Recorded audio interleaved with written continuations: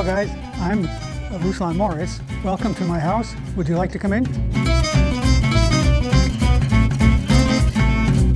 Yeah, I love Indonesian food. I mean, we eat at home combination. Yeah, I have a few things that I like to cook. He likes cooking better than me. I just like to eat better than cooking. I didn't say that now. I'm not complaining.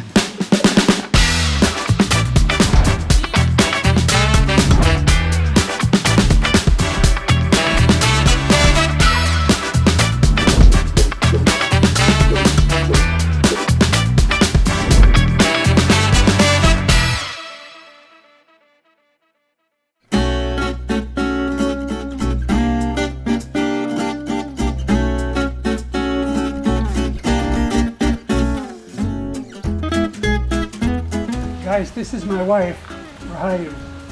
Hi. So, I'm reading this. This is quite interesting. Yeah. Restaurant at the end of the universe. Are you really reading? I'm Ruslan Moris, and I've been living in Indonesia since 1970. I'm originally from the US, I'm American. I'm Rahaju or Yayu Moris. I'm an Indonesian. My ancestor is from Solo, but I live in Jakarta all my life. I was living in Los Angeles, working in the investment business, and a friend of mine said, let's go to Indonesia. So I said, well, why should we go to Indonesia? And he said, because that's where Bapa is. I said, oh, Bapa Subud, yeah, the founder of Subud, Susila Budi Dharma. And so let's go and visit Bapa, and we'll visit the Subud community, and it should be good. So I said, okay, let's go.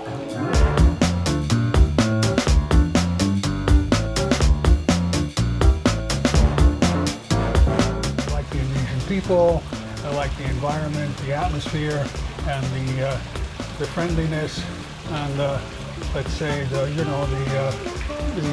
spirit and the way of the Indonesian people. So And of course the girls.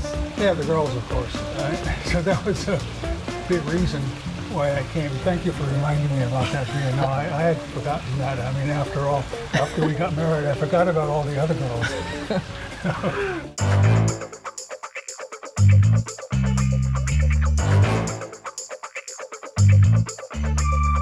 Yeah, I started a company in Indonesia. It was in the research business, economic research, financial research, because that's what I was. One of the areas that I have of my education, of my experience, and so I had a small staff. Probably the most key employee was a young lady in her early 20s by the name of Rahaju.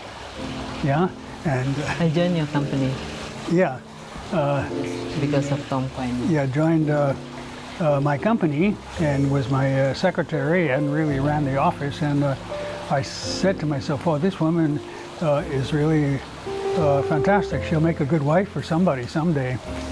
I didn't realize at the time that it was going to be me, but maybe I did know it all along. And anyway, after some time. And this I say, it may be surprising, 10 years later we got married.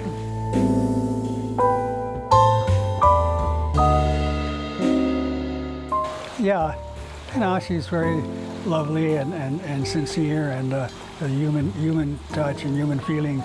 And, I really, you can't really explain love, can you? I mean, it's a feeling that you have and that you know. Because at that time, there's very few foreigners, right, in Indonesia, and then there's so many, just say, challenges. So that's why I just like yes or no for 10 years. But then after 10 years, I said, maybe this is my soulmate in a way. So that's how we decided, because when you met somebody special, like your wife and everything, you have this feeling at that time. So we decided to get married, even though there's so many objection from my family because I come from Solo, and then they say, like there's no Japanese, you choose foreigner, and then he will take you away from us. That's the. But then I was quite stubborn, so as long as my father and mother bless my ways, then I just went ahead. Well, he used dukun. Yeah, I know. You have to be very careful because I might learn something that I never knew before. I was hypnotized, so I cannot say no.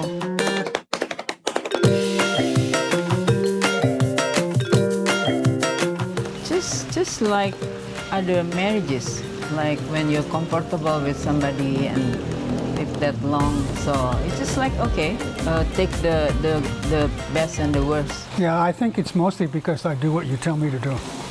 That's one of the main factors, yes. Yeah, okay.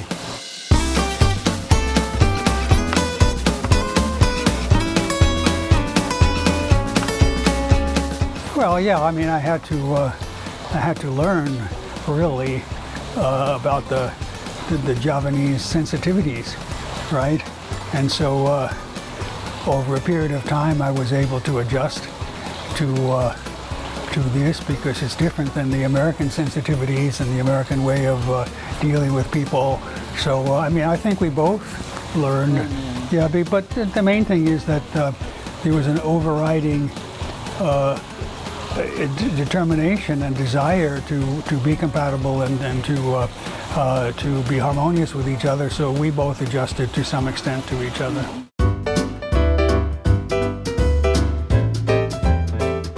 I think this is important for mixed marriage couple. When we got married, when we decided to get married, I know, we both know there's a lot of, especially from my side, there's a lot of obstacles, put it that way, or just say challenges, yeah? Like culture, and also he's going to live here, and children, and then family, and everything. So I think we are more prepared than couples that you just say, oh, let's get married without any planning or any thought. So we already think there will be a lot of problems, lot of challenges and everything, but then we committed to stay together. I think that's the main key. Yeah, well, I never thought there would be a lot of problems or challenges.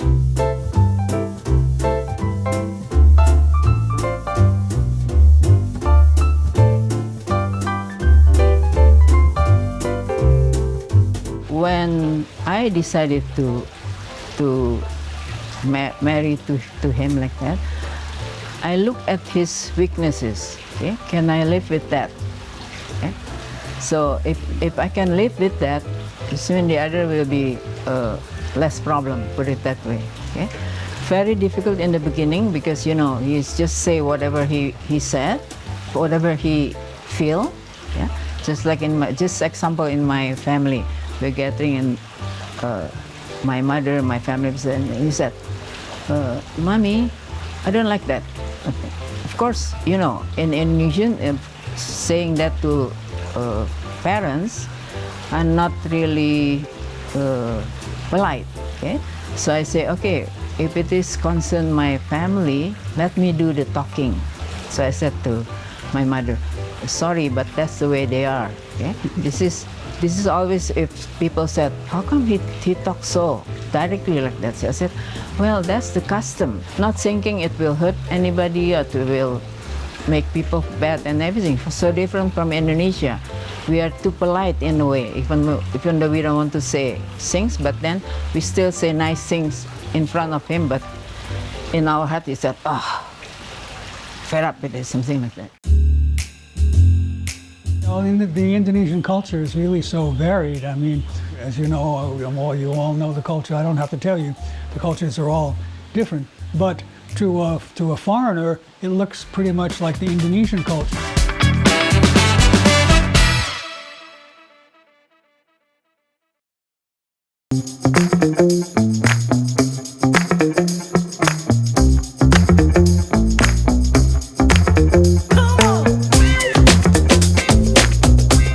Yeah, you wonder about my age. I'm already 85, and Ibu is 72. Yeah. So yeah, but I don't feel that.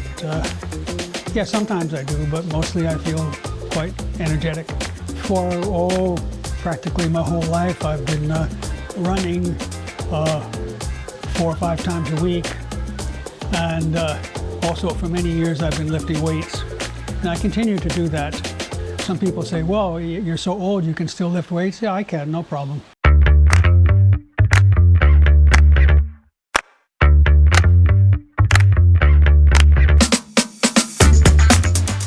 Same, I exercise, but mostly walking, not running, and lifting weight also.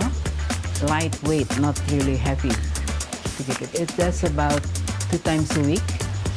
And also what we practice from the beginning, we learned this spring gym, which is 1982. Then we start getting feedback from the body, what kind of food that the body like, what kind of food that the body doesn't like. So we try not to eat like sugar, salt, oil. Mostly back to nature, put it that way, as natural as possible.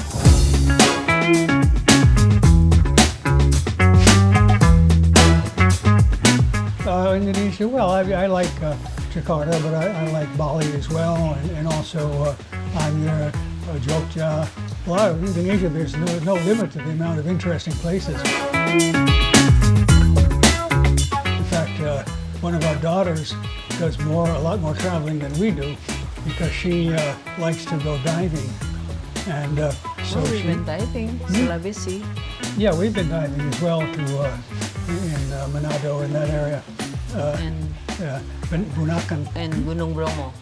Yeah, but our daughter goes to all the different islands for diving. Well, you have to start with the region. This is on the tropics, and so these are tropical resorts. Whereas overseas, some places are more suitable for skiing and snow, and some are more suitable for the beach in the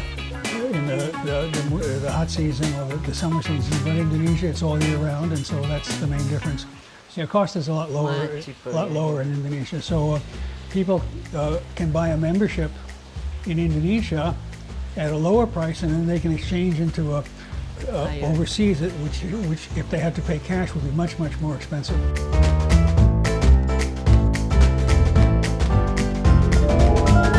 Like we went to Gold Coast, Australia. Then I look at it, I said, what's the difference? This is like Bali. So I said, why Australian coming to Bali? Because, you know, they have the same beach.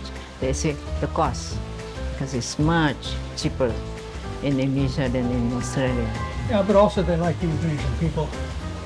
So the suasana, or the feeling in Bali is very nice. Yeah, that's also, about the hospitality is very nice here. But we know that Bali is unique for Indonesia because it's Hindu, and so it has a Hindu culture, which is different than the predominantly Muslim culture of the rest of Indonesia.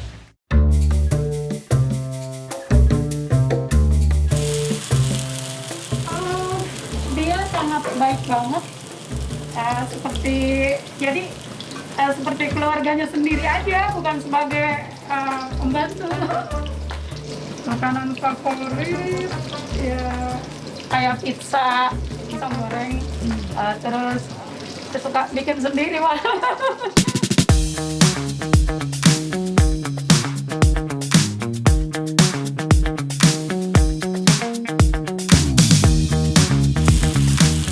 Yeah, I love Indonesian food. I mean, we eat at home combination. So at first, maybe we had for each meal we had 2 different foods, Western food and Indonesian food. But I tried the Indonesian food, Rahaju tried the Western food, and pretty soon our tastes become very much similar. And so we just only have one food, which is a combination. As you know, in Indonesian food, there's also influence from Dutch, and so there's different Dutch cooking. Well, I mean, Indonesia, you say every day we eat rice. Every day we eat rice 3 or 4 times, yeah? So, and, yeah, it's a matter of choice. I mean, so I think bread is getting to be more popular in Indonesia. You don't eat rice that often? No, I don't eat rice that often. Well, maybe once a day or once every 2 days. But Rahaju eats rice. Katanya, kalau belum makan nasi, belum makan. From the beginning, he likes tried Indonesian food also, so we mostly cook Indonesian. And then he likes it, and then so we just like introducing more and more, because when we make steak or pasta and everything, usually he cooks.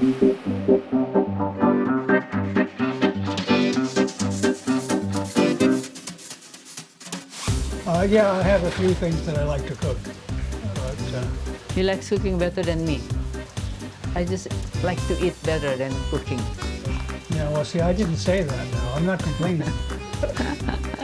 Yeah, I mean, I just have a few things like eggs, omelette, roti keju, something like that. Yeah, well, right now it's pizza. Steak also before. Yeah. Steak. Yeah, but steak, I don't even remember what steak is. And it's not very, very often because, you know, it's not very, what you call it. I rather eat tahu, tempe, vegetable than too much meat or chicken. I really like durian. Terasi juga, Terasi, a little bit. oh yeah, I like, not so, I like sambal, but I don't like terasi.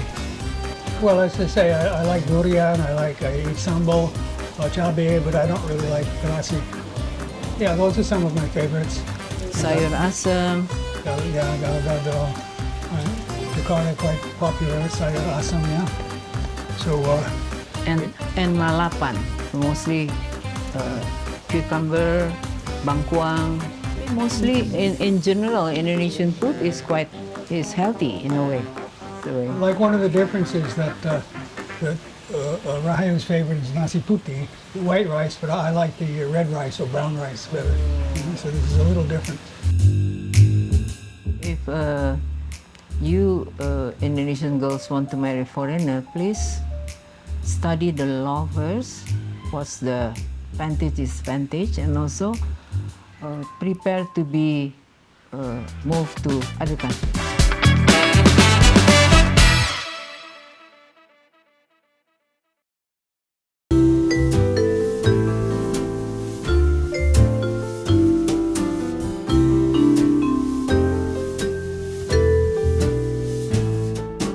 Sri Kandi is an organization that was, the member is Indonesian woman who married to foreigners.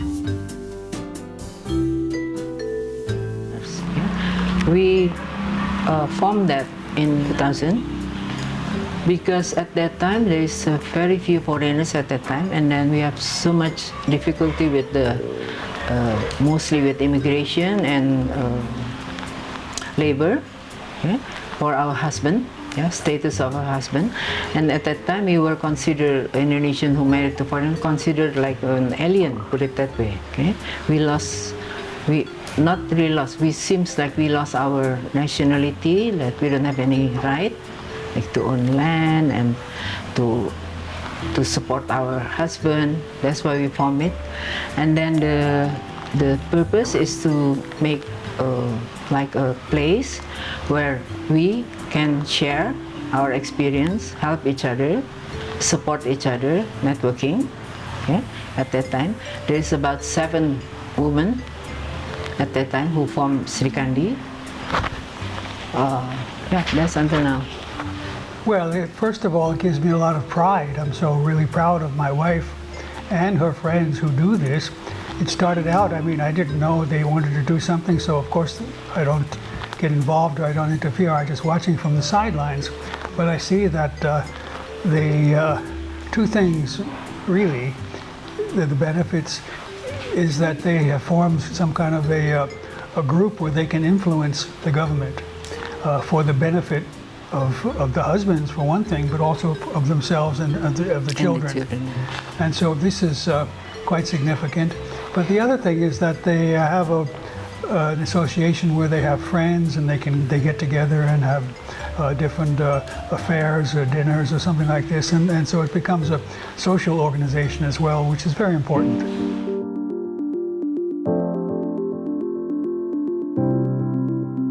so proud that this group of ladies have the will and the courage and the desire, but also the stamina to do this. And so it's not as if they stood up to the government. That's really not the way to put it, but that they encourage the government to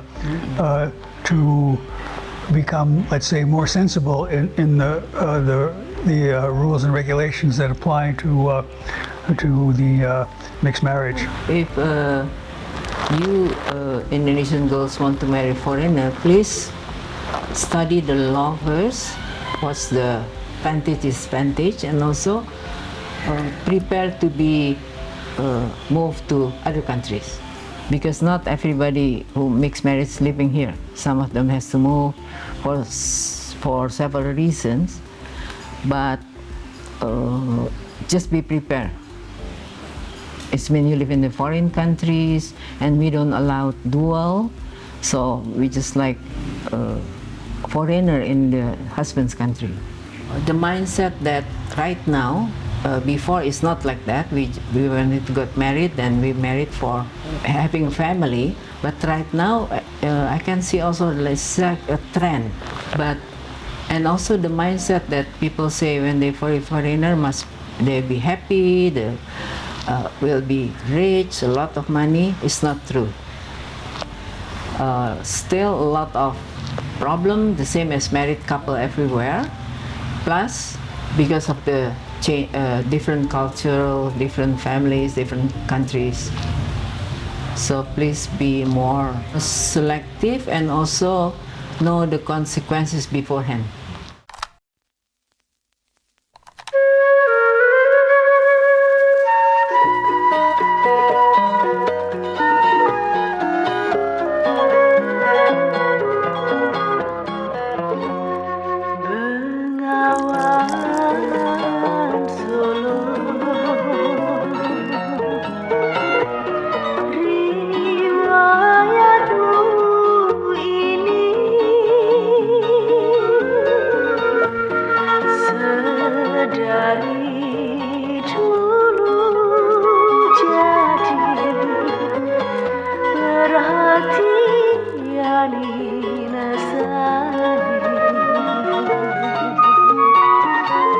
So, as a final word, I would say that no matter how you do it, no matter who you marry, marriage is an adventure.